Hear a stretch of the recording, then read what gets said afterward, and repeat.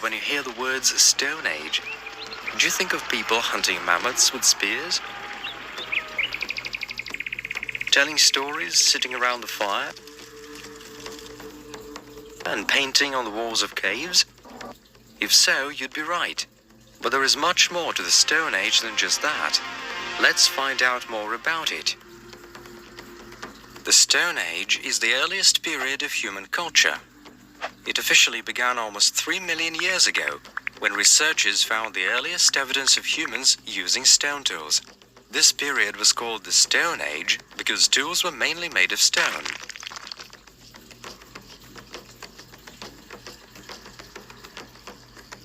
It required the removal of a lot of flakes to get it into this nice shape.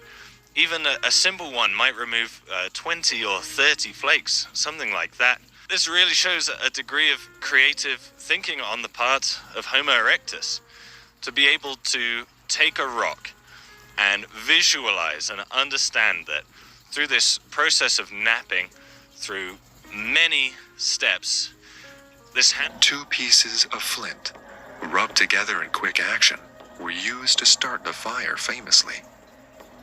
Around the time fire was discovered, flint was used to create weapons and tools. So many individuals would have been in situations where they were observing sparks fly out of the flint as it was struck by another piece. Perhaps they likened the sparks to the look of fire. Or perhaps it was a convenient accident. But through putting two and two together, these early people were able to harness the power of fire for themselves. It would have taken much trial and error, and it's likely a lot of complications put themselves in the way of the process. But before too long, our ancestors were specifically using slow-burning material to feed a fire, keeping it going throughout the night to provide light, warmth, and ultimately cooked food.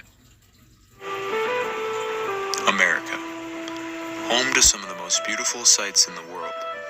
A diverse land with tall mountains, bountiful forests, and arid deserts. Prior to the arrival of Europeans, Native Americans inhabited every region from the Arctic to the tip of South America. Some nations could be very powerful. They constructed giant temples to worship their gods, and even sacrificed thousands of people. Others lived nomadically throughout the vast lands of the Americas. Some nations were peaceful while others waged wars of mass destruction. Though many of these great nations are gone, they live on through their beautiful art, impressive architecture, and rich culture. Many other cultures had origin stories involving coming out of caves or springs. The America these early settlers inhabited is much different than the modern America. Glaciers covered many northern regions of the continent, and the flora and fauna were much different. Terrifying beasts roamed the land, such as the giant short-faced bear. It was over 10 feet tall standing up and weighed over 1,100 pounds. Countless other predators roamed the land, such as multiple species of saber-toothed cat, the American cheetah, and large packs of dire wolves.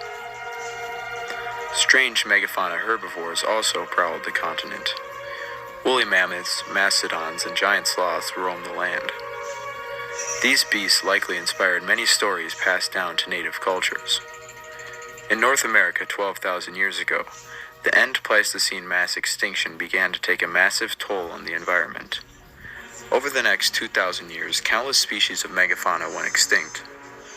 All of the famous Ice Age creatures like woolly mammoths and saber-toothed cats perished in this event.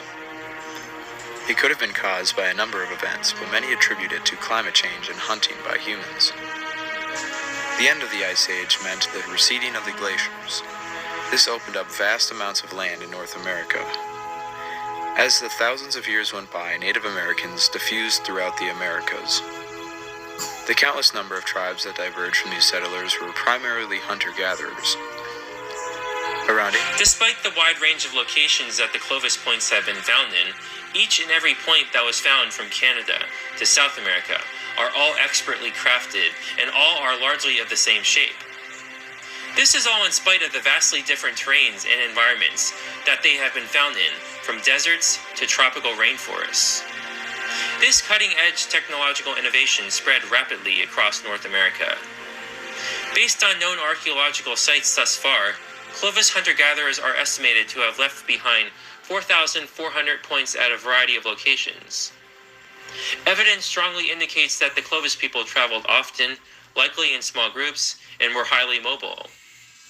Clovis hunter-gatherers often camped alongside rivers and streams, and in general any place where animals came to feed and plant sources were plentiful.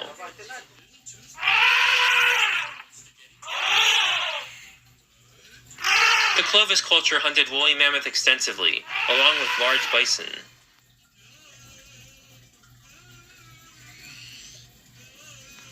Mastodons, gompotheres, sloths, tapir, and camel-ops were also likewise hunted. However, there are many Clovis sites bearing evidence that they lived more varied lifestyles than the oft-perpetuated conception that they were all wandering bands of megafauna hunters, such as finds indicating the foraging of plants for food and the hunting of small mammals.